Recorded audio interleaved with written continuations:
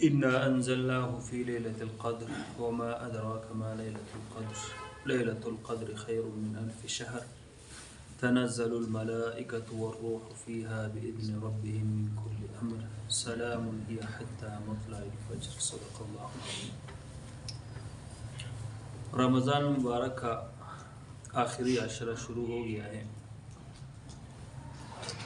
آخری عشرے میں جو ایک خاص رات ہے جس کو شب قدر کہا جاتا ہے وہ اسی آخری عشرے کے اندر ہے.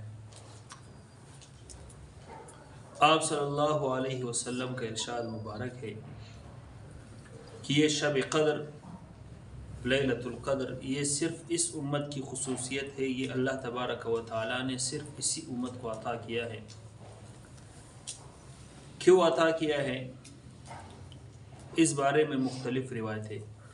ایک حدیث میں آتا ہے کہ آپ صلی اللہ علیہ وسلم نے جب پچھلی امتوں کی بڑی بڑی عمروں کو دیکھا کہ کوئی 400 برس کا ہے, کوئی 1000 برس کا ہے, اور ان کی عبادتوں کو دیکھا, پھر اپنی امت کی عمروں کو دیکھا کہ میری امت کی جو ایوریج عمر ہے 60 سے 70 کے درمیان ہے, تو آپ صلی اللہ علیہ وسلم غمگین ہوئے. تو اللہ تبارک و تعالیٰ نے یہ رات نازل کی, یہ صورت نازل کی, اور آپ صلی اللہ علیہ وسلم کو اللہ پاک نے خوشخبری سنائی کہ آپ پریشان مت ہو, آپ کو میں نے ایک ایسی رات دی ہے, اس رات کے اندر اگر کوئی شخص عبادت کرتا ہے ایک رات کی عبادت, تو اس ایک رات کی عبادت جو ہے وہ 1000 مہینوں سے افضل ہے.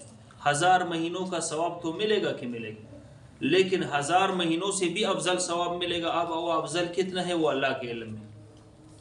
اب 1000 مہینے یہ بنتے ہیں 83 سال 4 ماہ. 83 سال 4 ماہ, تو اگر کسی شخص کو اپنی پوری زندگی میں 10 شب قدر بھی ملے تو یہ تقریباً 800 سال سے اوپر ہو گیا. تو یہ اتنی بڑی فضیلت والی رات اللہ تبارک و تعالیٰ نے اس امت کو عطا کی. اب ہم لوگ سمجھتے ہیں کہ شب قدر کا مطلب یہ ہے کہ ہم کوئی روشنی دے کے, کوئی چیز دے کے, سارے چیزیں سجدے میں پڑی ہوئے. نہیں, شب قدر کے لیے یہ چیزیں ضروری نہیں ہیں, نہ قرآن پاک میں اس کا ذکر ہے. شب قدر میں صرف عبادت کریں, چاہے آپ کو کچھ نظر آئے یا نہ آئے, یہ آپ کا عبادت کرنا یہ 1000 مہینوں سے افضل ہے. اصل چیز یہ ہے, کوئی چیز دیکھنا نہ دیکھنا وہ الگ سی بات ہے. دوسری روایت میں آتا ہے کہ آپ صلی اللہ علیہ وسلم نے بنی اسرائیل کے ایک مجاہد کا ذکر کیا کہ انہوں نے 1000 مہینے اللہ کے راستے میں جہاد کی. تو صحابہ پریشان ہو گئے کہ ہماری تو اتنی عمریں نہیں ہے, تو ہم اللہ کے راستے میں کیسے اتنے جہاد کر سکتے. تو پھر اللہ پاک نے یہ صورت نازل کی. ایک اور روایت میں کہ نبی کریم صلی اللہ علیہ وسلم نے بنی اسرائیل کے 4 جلیل القدر پیغمبروں کا تذکرہ کیا, حضرت ایوب علیہ السلام, حضرت زکریہ علیہ السلام, حضرت حزقیل علیہ السلام, حضرت یوشع ابن نون علیہ السلام, کہ انہوں نے 1000 مہینے اللہ کی ایسی عبادت کی کہ پلک چپکنے کی بقدر بھی انہوں نے اللہ کی نافرمانی نہیں کی, یعنی اتنی عبادت کی. تو صحابہ پریشان ہو گئے کہ اتنی عبادت تو ہم نہیں کر سکتے, نہ ہماری اتنی عمریں ہیں. تو پھر اللہ پاک نے یہ سنا. غرض جو بھی ہو, مختلف اسباب ہو, تو یہ اتنی بڑی رات ہے جو اللہ تبارک و تعالیٰ نے ہمیں عطا کی. آپ صلی اللہ علیہ وسلم ایک دفعہ رمضان مبارک کے پہلے عشرے کے اعتکاف میں بیٹھے, پھر دوسرے عشرے کے اعتکاف میں بیٹھے. جب 2 عشرے پورے ہو گئے تو پھر آپ, راوی کہتے ہیں کہ آپ صلی اللہ علیہ وسلم نے وہ خیمہ جو ترکی خیمہ تھا اس سے سر باہر نکالا اور فرمایا کہ میں نے پہلا عشرہ لیلۃ القدر کی تلاش میں بیٹھا تھا اور مجھے نہیں ملا, پھر دوسرے عشرے میں بھی میں لیلۃ القدر کی تلاش میں بیٹھا, مجھے نہیں ملا.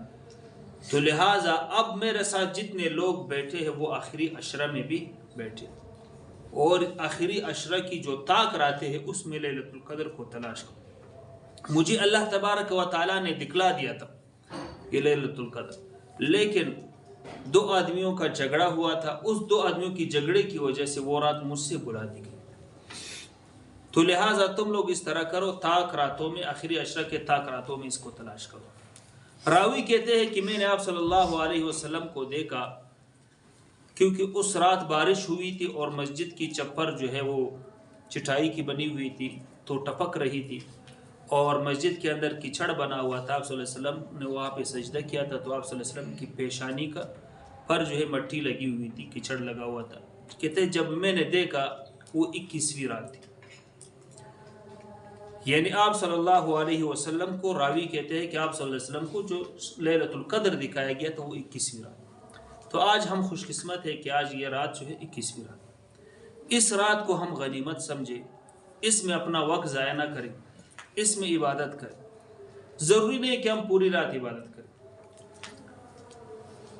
یہ جو نفلی عبادات ہیں اپنے گھر میں ہوتے ہیں۔ بعض لوگ اس میں مسجد جانے کا اہتمام کرتے ہیں کہ یار ہم مسجد میں گزاریں گے، نہیں، افضل یہ ہے کہ آپ اپنے گھر میں عبادت، کیونکہ نفلی عبادات کے لیے افضل ہے کہ آپ اپنے گھر میں کریں۔ فرائض جو ہے وہ مسجد میں افضل ہے، جیسے جماعت کی نماز، باقی نوافل جو ہے وہ اپنے گھر میں افضل ہے۔ تو لہٰذا اس میں ضروری نہیں کہ ہم پوری رات عبادت کریں، حسب توفیق جتنا کر سکتے ہیں۔ عشاء کی نماز پڑھی، تراویح پڑھی، پھر صبح کی نماز بھی جماعت سے پڑھے تو آپ کی رات جو ہے وہ عبادت میں شمار ہو۔ تو یہ ایسی رات ہے، حدیث میں آتا ہے من قام لیلۃ القدر ایمانا واحتسابا غفر له ما تقدم من ذنبه، جو شخص بھی اخلاص نیت کے ساتھ اللہ کی رضا کے لیے ثواب کی نیت کرتے ہوئے وہ اس رات میں عبادت کے لیے کھڑا ہوا تو اللہ تبارک و تعالیٰ اس کے پچھلے جتنے گناہ ہیں سب کو معاف کرے۔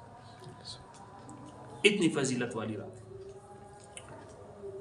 اور اس رات میں جبریل امین علیہ السلام فرشتوں کی ایک جماعت کے ساتھ آتا ہے، ان کے ہاتھ میں سبز جھنڈا ہوتا ہے، بیت اللہ پہ وہ جھنڈا گاڑ دیتا ہے، پھر وہ فرشتوں کی جماعت کو تشکیل کرتا ہے۔ کہتے اس رات میں جو بھی عبادت کر رہے، چاہے ذکر کر رہے، دعا کر رہے، تلاوت کر رہے، نماز پڑھ رہے، ان کو سلام کرو، ان کی دعاؤں پہ آمین کہو۔ اور کہتے ہیں جبریل علیہ السلام کے 600 پر ہے، 2 پر اس رات میں کھولتے ہیں جو مشرق سے مغرب تک پورا ایسے جو ہے وہ گھیر لیتے ہیں پوری روئی زمین کو۔ تو یہ تنزل الملائکۃ والروح فیہا، کہ اس رات جبریل علیہ السلام اور فرشتوں کی جماعت وہ اترتے من کل یوم سلام ہی حتی مطلع الفجر، وہ صبح فجر ہونے تک سب مومنین کو جو ایمان والے ہیں ان کو سلام کرتے ہیں۔ اور فرماتے ہیں کہ اس رات جب یہ صبح ہو جاتا ہے تو پھر ایک فرشتے کی جماعت واپس اوپر کی طرف چلے جاتے ہیں، اور یہ فرشتوں کی جماعت جبریل امین علیہ السلام سے پوچھتے ہیں کہ اللہ تبارک و تعالیٰ نے احمد مصطفیٰ صلی اللہ علیہ وسلم کی امت کے ساتھ کیا معاملہ کیا؟ تو جبریل امین علیہ السلام فرماتے ہیں کہ اللہ تبارک و تعالیٰ نے ان کی عبادتوں کو قبول کیا، ان کی دعاؤں کو قبول کیا، اور ان سب کی مغفرت فرما دی سوائے 4 اشخاص کے۔ 4 اشخاص ایسے ہیں جو اس رات میں بھی بخشش سے محروم ہیں۔ وہ کون کون سے ہیں؟ ایک جو ہے والدین کا نافرمان، جو والدین کا نافرمان ہے اللہ پاک اس رات میں بھی اس کو نہیں بخشتا۔ دوسرا مدمن الخمر، جو ہمیشہ شراب پیتے، شراب کی عادت انہوں نے اپنائی ہوئی ہے، تو اس رات میں اس کی بھی مغفرت نہیں ہوتی۔ اور تیسرا جو ہے بوڑھا زانی،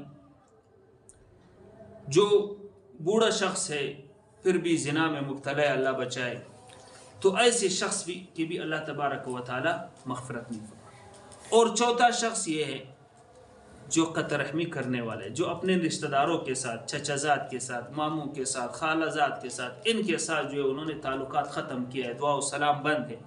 اللہ ہمیں معاف فرمائے، آج کل یہی ماحول۔ ہمارا سب سے بڑا دشمن جو ہے وہ ہمارا تھربور ہے، ہمارا جو ہے اپنا کزن ہوتے ہیں، ان کے ساتھ جو ہے ہمارے تعلقات خراب ہیں۔ تو ایسے لوگ جو ہے بخشش سے محروم ہیں۔ حدیث میں آتا ہے، دوسرے حدیث حضرت انس رضی اللہ تعالیٰ عنہ فرماتے ہیں کہ نبی کریم صلی اللہ علیہ وسلم نے فرمایا ان ھذا الشہر قد جاءکم، صحابہ سے فرمایا کہ یہ مہینہ آیا ہے، رمضان کا مہینہ، وفیہ لیلۃ خیر من الف شہر، اس میں ایک ایسی رات ہے جو 1000 مہینوں سے افضل ہے۔ من حرم خیرہا فقد حرم الخیر کل، جو اس رات کی بلائی سے محروم رہا، جو اس رات کی خیر سے محروم رہا، وہ تمام خیروں سے محروم رہا۔ ولا یحرم خیرہا الا محروم، کہتے ہیں اس رات کی جو خیر سے محروم رہتا ہے وہ شخص جو حقیقتاً بھی محروم۔ اللہ تبارک و تعالی ہمیں اس رات کی محرومی سے بچے، اللہ تعالی ہمیں عبادت کی توفیق نصیب فرمائے، اللہ تعالی ہماری عبادتوں کو قبول فرمائے، غفلت کی زندگی سے اللہ پاک ہماری حفاظت فرمائے۔ وآخر دعوانا